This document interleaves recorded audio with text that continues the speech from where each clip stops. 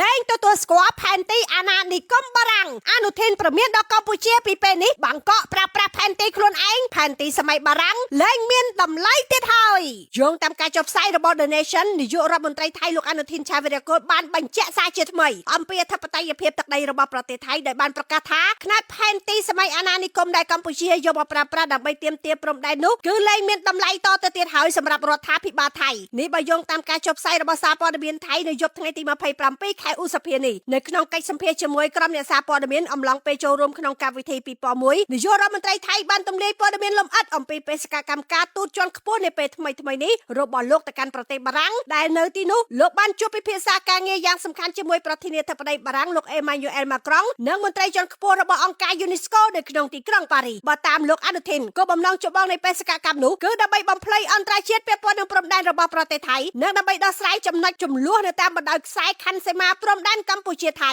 លោកអនុทิនបានថ្លែងថាប្រទេសថៃប្រកាន់ខ្ជាប់យ៉ាងម៉ឺងម៉ាត់នៅប្រព័ន្ធបច្ចេកទេសដែលយើងបានបង្កើតឡើងផ្ទាល់ខ្លួននឹងសេចក្តីសន្និដ្ឋានទ្វេភាគីដែលមានស្រាប់សំណើទាំងឡាយណាពីភាគីខាងក្រៅទាក់ទងនឹងផែនទីប្រវត្តិសាស្ត្ររបស់បារាំងគឺមិនមានអធិពលអ្វីឡើយសម្រាប់ប្រទេសថៃຂະຫນາດ1លើ200,000គឺលែងមានតទៅទៀតហើយប្រសិនបើនរណាម្នាក់ចង់មកបង្ខំឲ្យប្រើប្រាស់ຂະຫນាដនោះគឺពួកគេកំពុងតែមើលឃើញប្រទេសមួយផ្សេងទៀតទាំងស្រុងហើយនាយករដ្ឋមន្ត្រីរូបនេះបានបំភ្លឺបន្ថែមថាបច្ចុប្បន្នប្រទេសថៃកំពុងប្រើប្រាស់ផែនទីຂະຫນាដ1លើ50,000ដែលមានភាពជាក់លាក់ខ្ពស់សម្រាប់ផ្នែកព្រំដែនដែលបានកំណត់ទោះបីជាយ៉ាងណាក៏ដោយលោកបានគូបញ្ជាក់ថារដ្ឋាភិបាលនៅតែបើកចំហចំពោះការផ្ទៀងផ្ទាត់បច្ចេកទេសប្រកបដោយតម្លាភាពប្រសិនបើភាពមន្ទិលសង្ស័យនៅតែបន្តកើតមានរវាងប្រទេសជិតខាងទាំងពីរសូមជម្រាបជូនថាកាលពីថ្ងៃទី2 ខែមិថុនាឆ្នាំ